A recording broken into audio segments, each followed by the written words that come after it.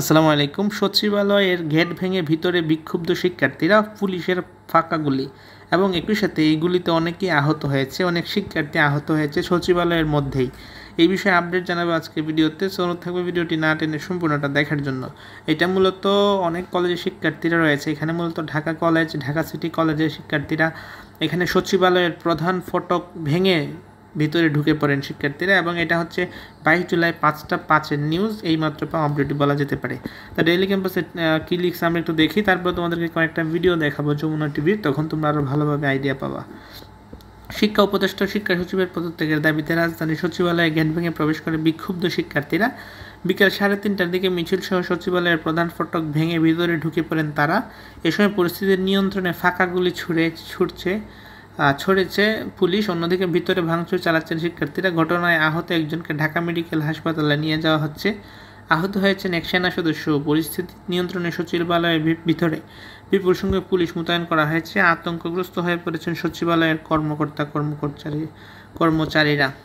বিক্ষুব্ধ শিক্ষার্থীরা বলেছেন তারা শিক্ষা উপদেষ্টা ও শিক্ষা সচিবের পদত্যাগ চান, এই লক্ষ্যে আন্দোলন। আর শিক্ষা সচিব ইতিমধ্যে পদত্যাগ করেছেন, কিন্তু শিক্ষা উপদেষ্টা করেন নাই।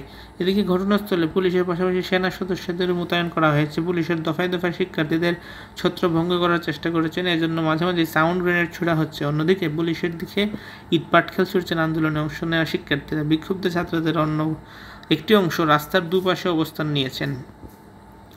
এখানে মূলত আমি তোমাদেরকে বলছিলাম যে কয়েকটা কলেজ রয়েছে, এখানের মধ্যে সবচেয়ে বড় ভূমিকা পালন করছে ঢাকা কলেজ, এবং ঢাকা কলেজের অনেক পরীক্ষার্থীরা এইচএসসি 25 ব্যাচের অনেকে আহত হয়েছেন, এবং অনেকের অবস্থা খুবই খারাপ এবং হাসপাতালেও ভর্তি।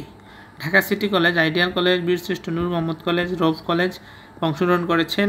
আর ঢাকা সিটি কলেজের এক শিক্ষার্থী বলেন, 2 জনের পদত্যাগ চাই, শিক্ষা সচিব ও শিক্ষা উপদেষ্টা। তারা শিক্ষার্থীদের জীবনের নিরাপত্তা দিতে পারে না, শিক্ষার্থীদের নিয়ে তাদের কোনো চিন্তা নেই। এত বড় ঘটনা ঘটার পরে গতকাল রাত 2টা পর্যন্ত আমাদের এইচএসসি পরীক্ষার্থীরা অপেক্ষা করিয়েছে। শিক্ষা মন্ত্রণালয়ের এটা কেমন দায়িত্ব জ্ঞানহীনতার কাজ? আমাদের জীবন নিয়ে তামাশা করছে, আমার পরীক্ষা নিয়েও তামাশা করছে। তারা তো এসির মধ্যে বসে অফিস করে, তাদের বোঝা উচিত এইচএসসি পরীক্ষা আমাদের জীবনের সাথে জড়িত। সো এটা হচ্ছে সচিবালয় কর্মচারীদের বিক্ষোভ। এটা হচ্ছে তোমার আরেকটা আপডেট। এই হচ্ছে অবস্থা এখানে পুরা।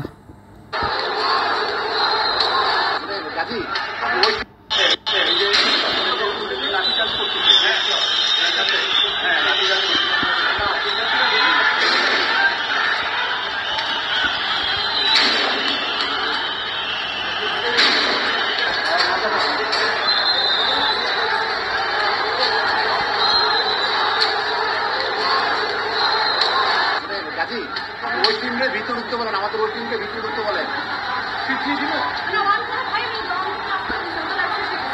আমাদের ওই টিমকে ভিতরে উঠতে বলেন গাজী।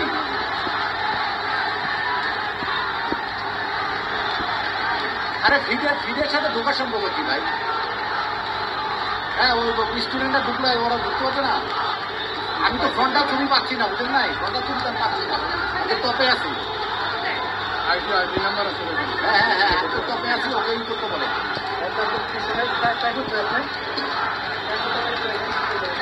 তো পরে ছবিও লাগবে, ছবিও তো লাগবে আমাদের। হ্যাঁ, ওদের ফ্রন্টাল ছবি লাগবে না, আসছে যেতে পারলে অনেক ভালো একটা ইচ্ছে।